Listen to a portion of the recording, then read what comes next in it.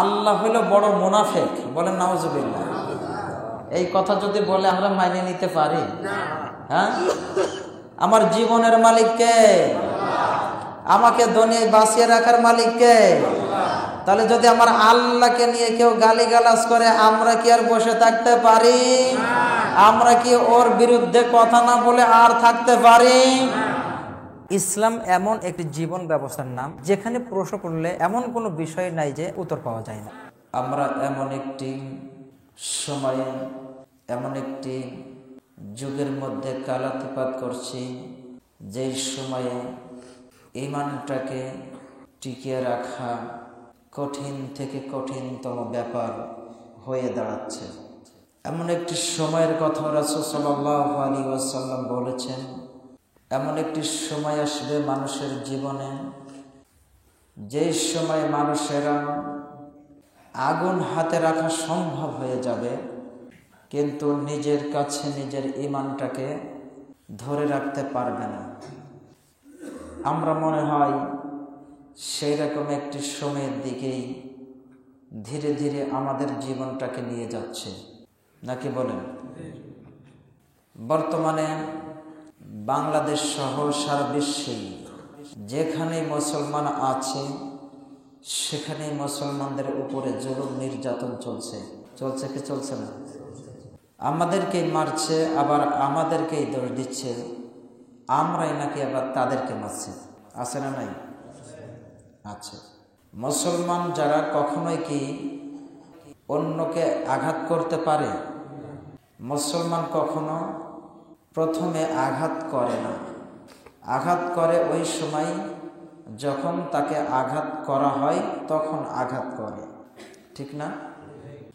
তাছাড়া ফি কুল্লি হালাতিন তাওয়াক্কালতু আলাল্লাহ, একজন মুসলিম তিনি সব সময় ভরসা করেন কার প্রতি?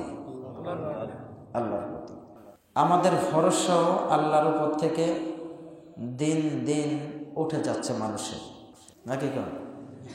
আমরা দুনিয়ামুখী হয়ে যাচ্ছি। সকল কাজেই, সকল ক্ষেত্রেই আমরা শুধু দুনিয়া দুনিয়া দুনিয়া করতে করতেই আমার আপনার জীবনের মূল্যবান সময়টুকু ব্যয় করে ফেলছি। অথচ আল্লাহ সুবহানাহু ওয়া তাআলা যা বলেছেন, আমরা যদি সেইভাবে আমাদের জীবনটাকে পরিচালিত করতাম, তাহলে আমাদের দুনিয়ার জীবন সুখ শান্তি দিয়ে ভরপুর করে দিতেন কে? আল্লাহ রাব্বুল আলামিন ভরপুর করে দিতেন। আমরা যারা মুসলিম, আমরা সকলেই বিশ্বাস করি এটাই, সব কিছু দেওয়ার মালিক কে? আমার আপনার রিজিকের মালিক কে? আমার আপনাকে হেদায়েত দেওয়ার মালিক কে? আমার আপনার সুস্থ রাখার মালিক কে? নাকি অন্য কেউ? কিন্তু বাংলাদেশের মতো একটি মুসলিম দেশে বর্তমানে যা দেখা যাচ্ছে, আল্লাহ জানে আমাদের কপালে কি হতে যাচ্ছে। বাউল সম্প্রদায় চেনেন না আপনারা? বাউল সম্প্রদায়েরা যা শুরু করেছে, একজন মুসলিম হিসাবে আমরা ওটা মেনে নিতে পারি না। হয়তো বলবেন কি করছে, বলবো কি? বাউল সম্প্রদায় কি কি বলছে একটুখানি আমি আপনাদেরকে নিউজ দিচ্ছি, কারণ আগে বলেছে আমাদের কাছে পৌঁছায় নাই, ওই যেখানে করতো ওই জায়গাতে শেষ হয়ে যেত। এখন এই যে ভিডিও এসে কে কি করছে না করছে সব নেটে চলে যাচ্ছে। কোথায় যাচ্ছে? আমি কি বলছি না বলছি, এই যে ভিডিও হচ্ছে না, এই কথাগুলো সব নেটে চলে যায়, লক্ষ লক্ষ মানুষ এগুলা দেখে। কথা বুঝতে পেরেছেন?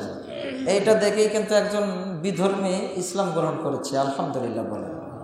তো বিধর্মীরা তারা কিন্তু ইসলামের দিকে আকৃষ্ট হচ্ছে, আর নামধারী মুসলিমরা ইসলামের ক্ষতি করার জন্য সবচাইতে বেশি ভূমিকা পালন করছে, ঠিক কিনা? কি বলছে এক বাউল, সে বলছে আল্লাহ হইল বড় মুনাফিক, বলেন নাউজুবিল্লাহ। এই কথা যদি বলে আমরা মাইনে নিতে পারি? হ্যাঁ, আমার জীবনের মালিক কে? আমাকে দুনিয়ায় বাঁচিয়ে রাখার মালিক কে? তাহলে যদি আমার আল্লাহকে নিয়ে কেউ গালিগালাজ করে, আমরা কি আর বসে থাকতে পারি? আমরা কি ওর বিরুদ্ধে কথা না বলে আর থাকতে পারি? অসিত বাউল নাম, রাজবাড়িতে ভক্ত, তার গানের ভিতরে যে পালা গান বলে না, পালা গানে বলছেন নামাজ লাগবে না, রোজা রাখবে লাগবে না, কোরআন লাগবে না, খালি গুরুর পায়ে তেল মারো, মাথায় তেল মারো, গুরু যেটা করতে বলে সেইটা করো, তোমার আর কিচ্ছু লাগবে না, তুমি এমনি জান্নাতে চলে যাবে। বলেন নাউজুবিল্লাহ। এটা কি কোরআনের পক্ষের কথা হলো না বিপক্ষের কথা হলো? এরপরে যুক্তি দিচ্ছে, আল্লাহকে গালি দিচ্ছে, বলছে আল্লাহ হইল বড় মুনাফিক। বলেন নাউজুবিল্লাহ। কেরম যুক্তি দিচ্ছে? আদম আলাইহিস সালামকে তৈরি করেছেন কে? কথা বলতে হবে সবাইকে। কে? ইবলিসেরও তৈরি করেছেন কে? আল্লাহ রাব্বুল আলামিন আদমকে বললেন গাছের কাছে যেও না, আবার ওই শয়তান হয়ে গেল, শয়তান যে ধোঁকা দিয়ে ফুসলিয়ে ফুসলিয়ে গাছের কাছে নিয়ে গেল, ঠিক কিনা? এই যুক্তি দিয়ে বলছে সেই আল্লাহ তো এই খেলা খেলাইলো। কে খেলাইলো? বলছে আল্লাহ যেহেতু খেলাইলো, আল্লাহ হইলো বড় মুনাফিক। বলেন নাউজুবিল্লাহ। এরপরে আমার আপনার যিনি কামলে ওয়ালা নবী, যিনি শাফায়াতের অধিকারী, কিয়ামতের দিন যে নবীর শাফায়াত ছাড়া কেউ জান্নাতে যেতে পারবে না, সেই নবীকে গালি দিচ্ছে। কি করছে? আমার আপনার নবীকে নিয়ে গালি দিচ্ছে, বলছে নবী ছিল সবচাইতে বড় লুচ্চা। বলেন নাউজুবিল্লাহ। এটা মেনে নিতে পারবেন? আপনি মুখ বন্ধ করে বসে থাকবেন? ভয় করছে? এর বিরুদ্ধে আমাদের প্রতিবাদ তুলতেই হবে, ঠিক কিনা?